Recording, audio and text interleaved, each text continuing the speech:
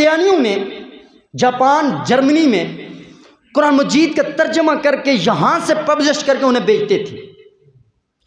4 سال تک مسلمان اس پر درخواستیں دیتے رہے، سپریم کورٹ میں بھی درخواست دی گئی ہے، وزیر اعظم ہاؤس میں بھی اس مسئلے پر درخواست دی گئی تھی کہ یہ کام ہو رہا ہے چناب نگر میں، اس کو روکا جائے، کوئی کام نہیں روکا گیا۔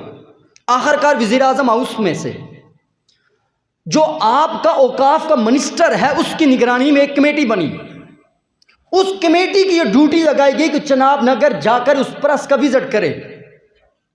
آپ کو یہ بات سن کر حیرانگی ہوگی کہ یہاں سے جب کمیٹی وہاں پر پہنچتی ہے، پولیس اور ڈی پی او نے جا کر اس کمیٹی کو اس پریس کی وزٹ کرنے کی اجازت نہیں دی۔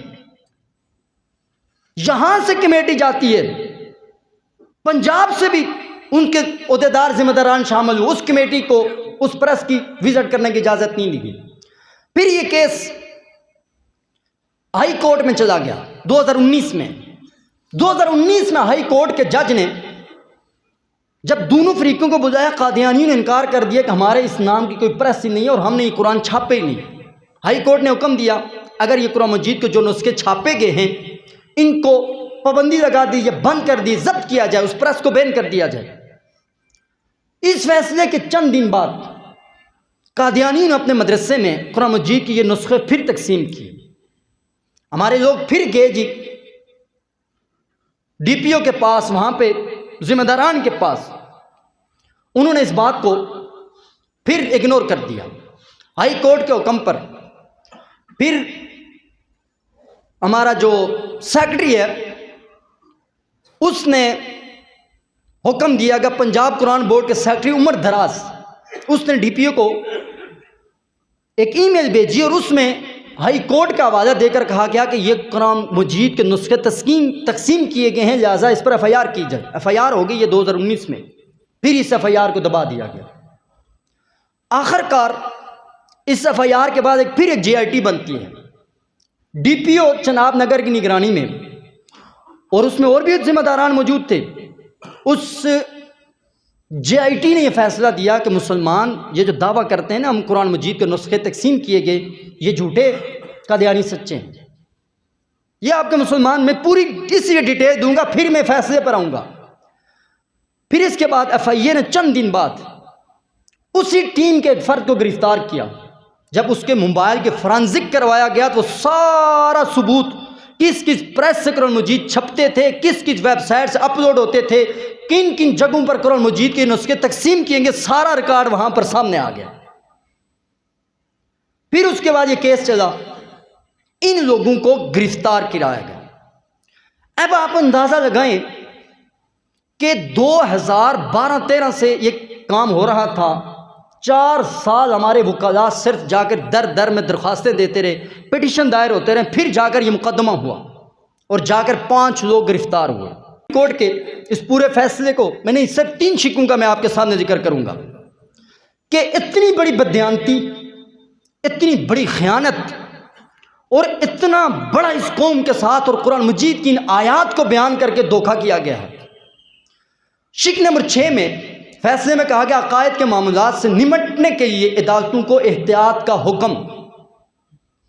حکم دیا گیا، اور اس فیصلے میں جج صاحب نے آیت مبارکہ کوٹ کی ہے، لا اکراہ فی الدین۔ اللہ رب العزت نے قرآن میں فرمایا کہ دین میں کوئی سختی نہیں ہے۔ یہی وہ بات، قرآن تو سچا، کلمۃ الحق و ارید بہ الباطل، آیت تو ٹھیک، لیکن اس سے مراد جو قاضی صاحب نے لیا وہ باطل۔ لا اکراہ فی الدین کا مطلب کیا؟ دین میں سختی نہیں ہے۔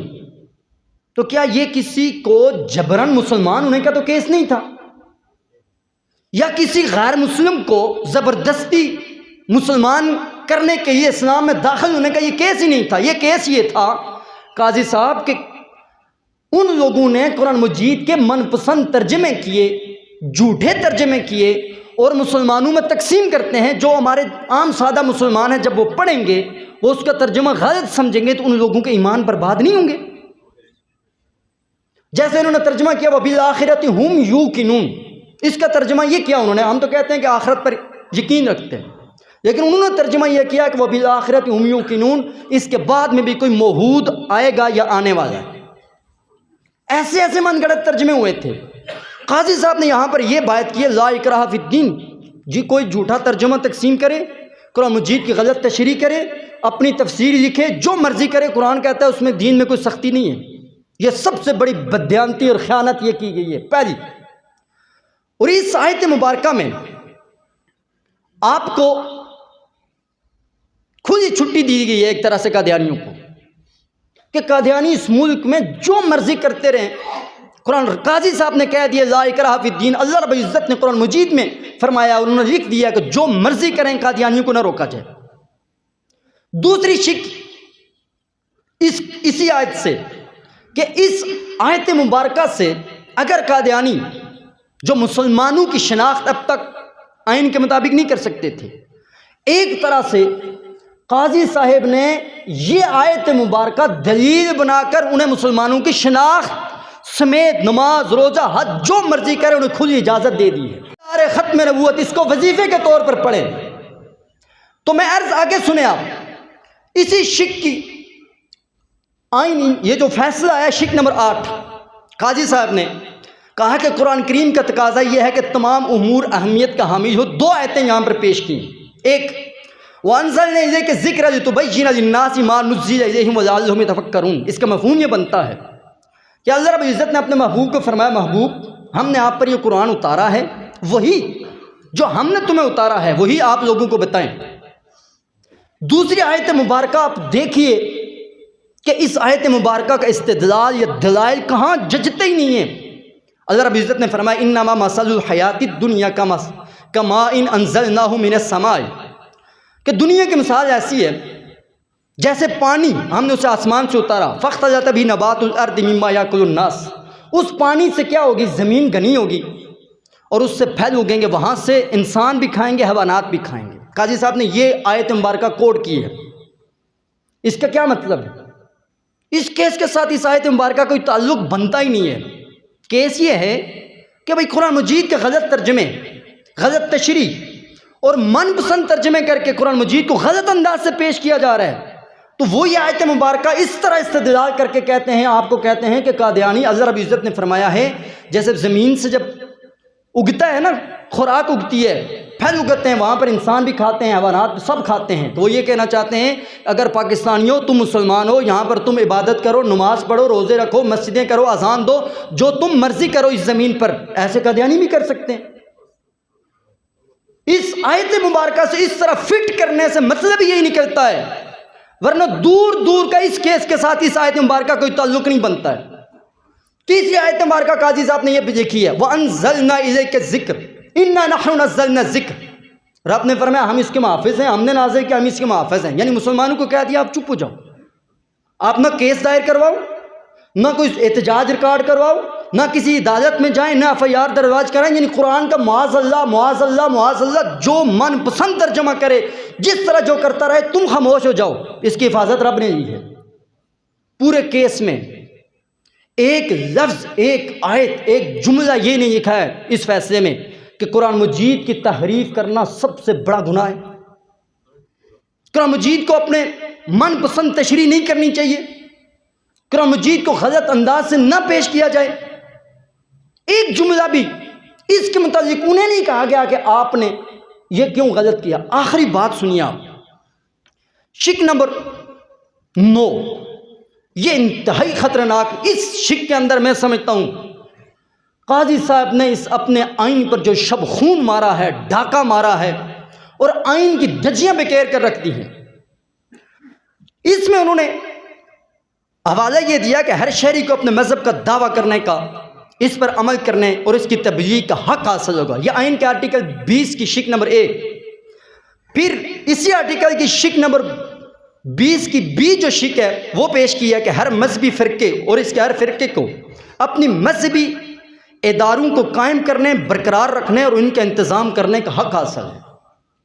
یہ بلا مشروط، بغیر کسی شرط کے انہوں نے فیصلے میں نقل کر دیا کہ آرٹیکل 20 کا A اور B یہ کہتا ہے کہ اس ملک کے ہر شہری کو حق حاصل ہے اپنی مذہبی آزادی کا۔ پھر آگے کیا لکھتے ہیں؟ آرٹیکل 22 کہتے ہیں آرٹیکل 22 قاضا کرتا ہے کہ کسی بھی برادری یا مذہبی فرقے کو کسی بھی تعلیمی ادارے میں کمیونٹی یا فرقے کے طلباء کے لیے مذہبی تعلیم فراہم کرنے سے نہیں روکا جائے گا، ان کے بنیادی حقوق کا سلب نہیں کیا جائے گا، ان سے چھیڑ چھاڑ نہیں کی جائے گی۔ پھر شک نمبر 10 میں کہتے ہیں اگر ریاست کے ذمہ داران قرآن پاک پر عمل کرتے، آئین پر غور کرتے، قانون کا جائزہ لیتے، مذکورہ FIR درج نہ ہوتی۔ اس ایک شک کے لیے میں نے پورا کیس آپ کے سامنے پیش کیا۔ لوگ آپ مجھے بتائیں، شک نمبر 10 میں کہتے ہیں کہ اگر ہمارے ریاست کے ذمہ داران قرآن پر عمل کرتے تو یہ FIR بنتی نہیں ہے کہ من پسند قرآن کا ترجمہ کرنے سے غلطی ہے کہ نہیں ہے؟ بولیں، آپ بولیں۔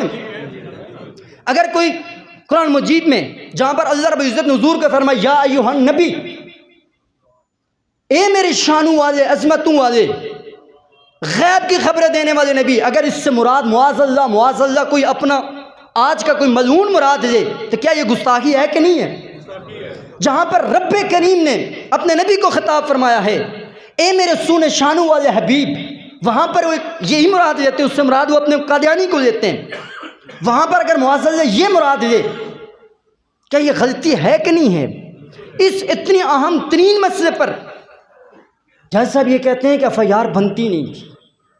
اچھا دیکھیے، یہ جو شک نمبر 9 ہمارا آئین تعزیرات پاکستان کی دفعہ 298B اور 298C کیا کہتی ہے؟ وہ کہتی ہے قادیانی اپنے آپ کو مسلمان کہہ ہی نہیں سکتے، یہ ہمارا تعزیرات پاکستان۔ دوسری، قادیانی اپنی عبادت گاہ کو مسجد نہیں کہہ سکتے۔ قاضی صاحب نے پچھلے کیا کہا کہ ہر مذہبی آرٹیکل 22 کے مطابق انہوں نے کہا ان کو آزادی ہے، آرٹیکل 20 کے مطابق انہوں نے کہا کہ ہر شہری کو بنیادی حق ہے۔ تو پھر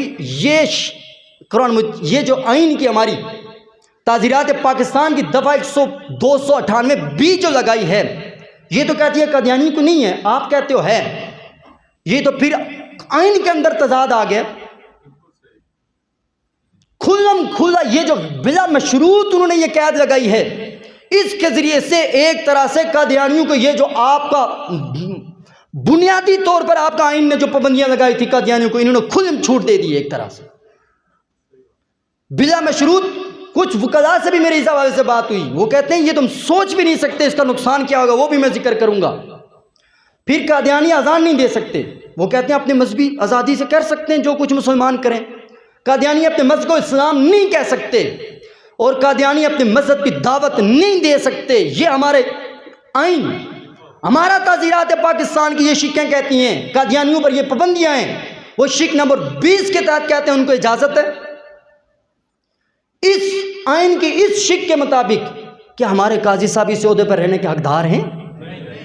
اچھا آپ دیکھیے اس کا نقصان کیا ہوگا۔ بہت سارے وکلاء جانتے ہیں جب سپریم کورٹ کا اس طرح کے فیصلے آتے ہیں تو چھوٹی عدالتوں کے لیے بطور سند بن جاتے ہیں۔ اب چھوٹی عدالت کو جو بھی وکیل جائے گا اس فیصلے کے مطابق قادیانی اگر اذان دے وہ ضمانت کروا سکتا ہے، وہ کہے کچھ بھی نہیں ہے، یہ قاضی صاحب نے بولا کہ جو مرضی کرے۔ وہ اگر جو مرضی معاملات کرتے جائیں تو چھوٹی عدالتوں والوں کے سامنے یہ جو چیزیں قانون کی حیثیت رکھتی ہے۔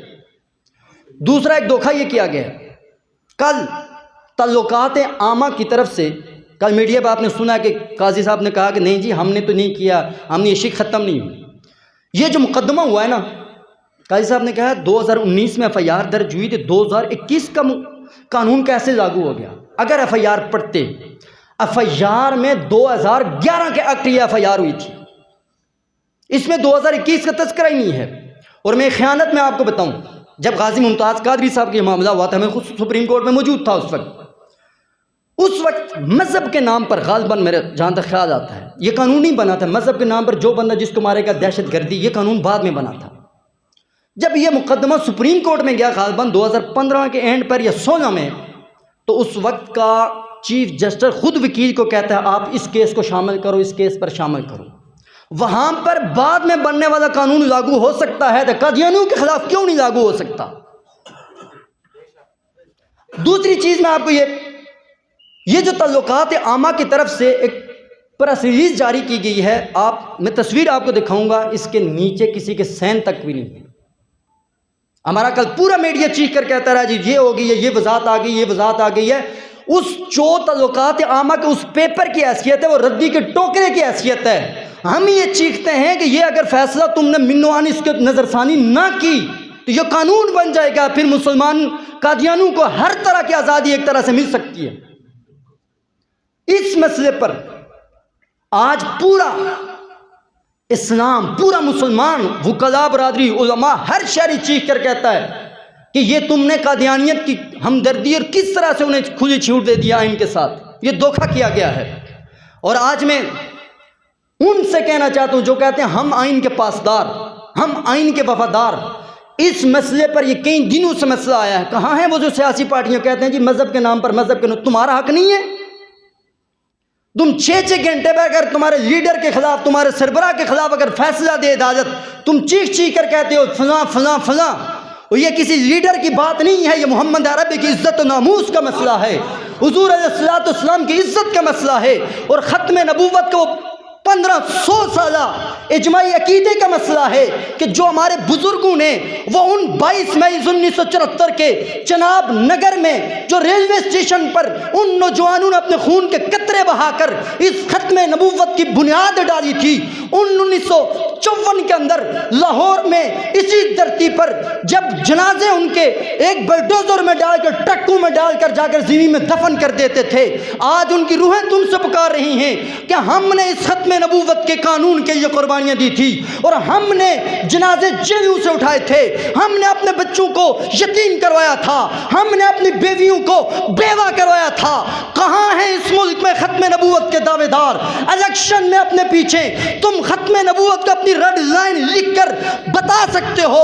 آج عملی طور پر حضور علیہ الصلوۃ والسلام کے ختم نبوت کے ڈاکوں کی حمایت میں جب اس ملک کا سب سے بڑے ذمہ دار، سب سے بڑا عہدیدار، آئین کا سب سے بڑا محافظ اگر اس مسئلے پر دوغلی پالیسی بیان کرتا ہے، وہاں پر لیڈر کی بات چھوڑو، کلمے کا یاد رکھو، ان شہداء کے خون کی لاج رکھو، سیدنا صدیق اکبر کی اس جوان مردی کا یاد رکھو، سیدنا فاروق اعظم کے اس عشق و محبت کا یاد رکھ کر میدان عمل میں نکل کر ان کے بتاؤ تم نے کل ریٹائر ہو کر بیرون ملک جا کر نیشنلٹی حاصل کرنے کے لیے سب سے بڑے دھوکے اور بےایمانیاں کرتے ہو. اللہ کی عزت کی قسم ہے، ہم نے جینا بھی اس ملک میں ہے، مرنا بھی اس ملک میں ہے، جنازے بھی اس ملک سے اٹھیں گے، اور ہمارے جنازوں میں بھی نعرے لگیں گے تاجدار ختم نبوت زندہ باد، زندہ باد. اور صبح قیامت تک جو بھی میرے نبی کا غلام آئے گا، میرے نبی کا کلمہ پڑھنے والا آئے گا، ختم نبوت پر دفاع کرنے کے لیے اللہ رب العزت ہر زمانے میں مرد حر کو، مرد کامل کو اور ممتاز قادری کے جانثاروں کو پیدا فرماتا رہے گا. پہلے بھی میرے نبی کی شان اعلیٰ تھی، صبح قیامت تک میرے نبی کی شان کی عظمت کے ڈنکے بجتے رہیں گے. اور